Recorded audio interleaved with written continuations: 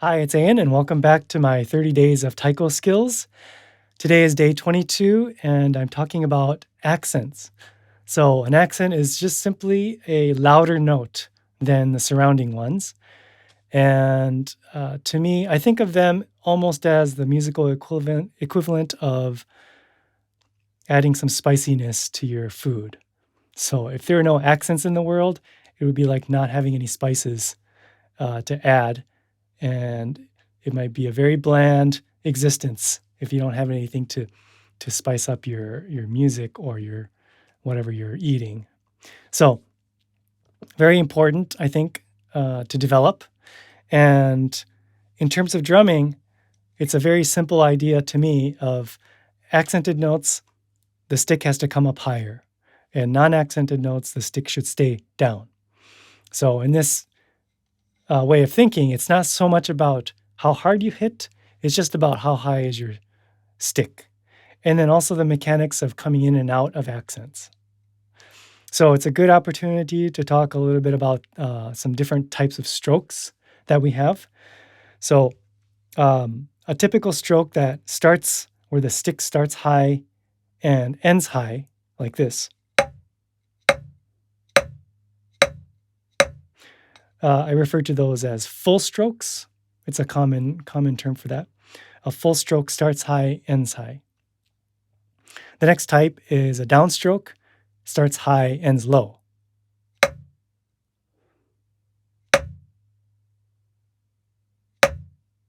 Okay. And then we have a soft hit, which I call taps.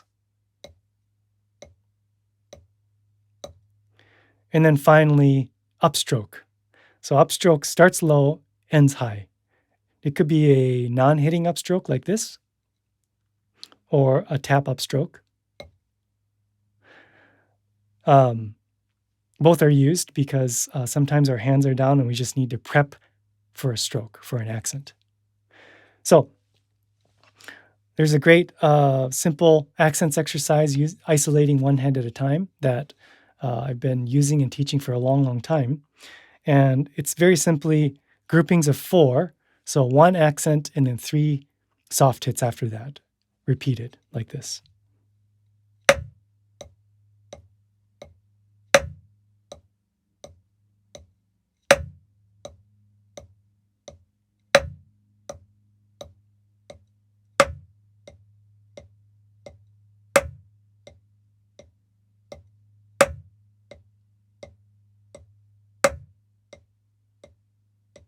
Okay, 4 times each.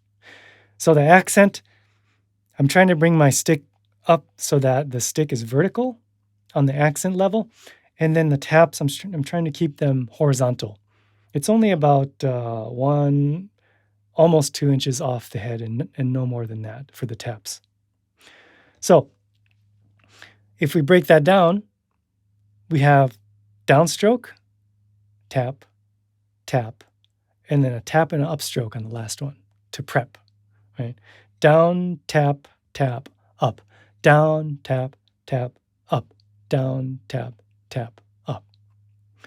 So a lot of times, if you're playing accents and accented notes, especially if there's other parts, for example, your other hand is involved somehow, uh, we might not always be thinking about what are the mechanics and how does that actually work.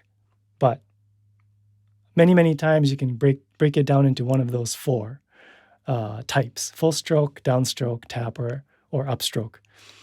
And once you can do that and maybe slow it down to analyze it, you might find that you're able to play the music much cleaner because you are understanding what your hands are supposed to be doing.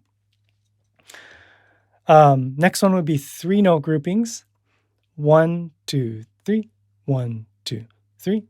So in this case, same beginning, same ending, but only 1 tap in the middle. Tap, downstroke, tap, up, down, tap, up, down, tap, up, down, tap, down, tap, up, down, tap, up, down, tap, up, down, tap, up. Okay. Next one, 2-note groupings. This one does not have the tap anymore. Down, up, down, up, down, up, down, up, down, up, down, up, down, up, down, up. Okay? Right now we don't have any full strokes. Full strokes would be used for consecutive accents. So what if we had 2 accents, 2 taps? Full stroke, down, tap, up. Full stroke, down, tap, up.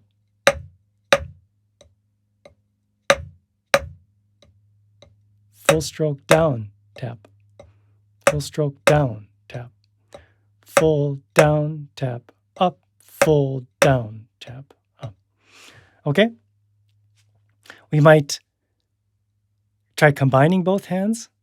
If I go back to the first one, instead of going 1, 2, 3, 4, maybe I'll do double. 2, 3, 4, 1, 2, 3, 4, 1, 2, 3, 4, 1, 2, 3, 4.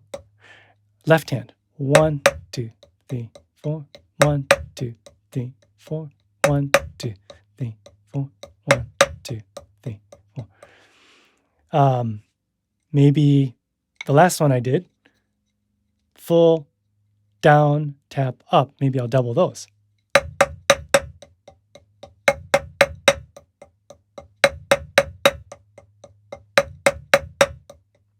And of course, left-handed too. So you can see how, in this case, with very, very exaggerated accents that are vertical, as far as the stick starting point, and taps that are horizontal, and making an enormous difference between those two levels, getting full control out of them. And then as I apply it to music, I'm going to adjust. Sometimes the taps need to come up, sometimes the accents need to come down, sometimes there's varying degrees of highs and lows.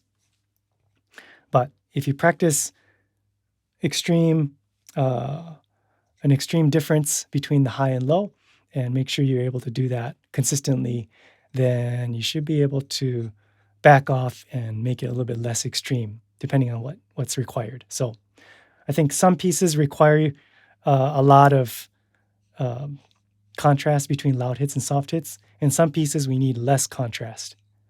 So it all depends on the situation. We can't say all accents are like this and all taps are like this. No, this is just an exercise that helps you get better control so that when you are playing in a real musical situation, you have that control and apply it in a musical way that helps bring the music out. So anyway, that was a little bit about accents. Hopefully it was helpful. I'll see you next time.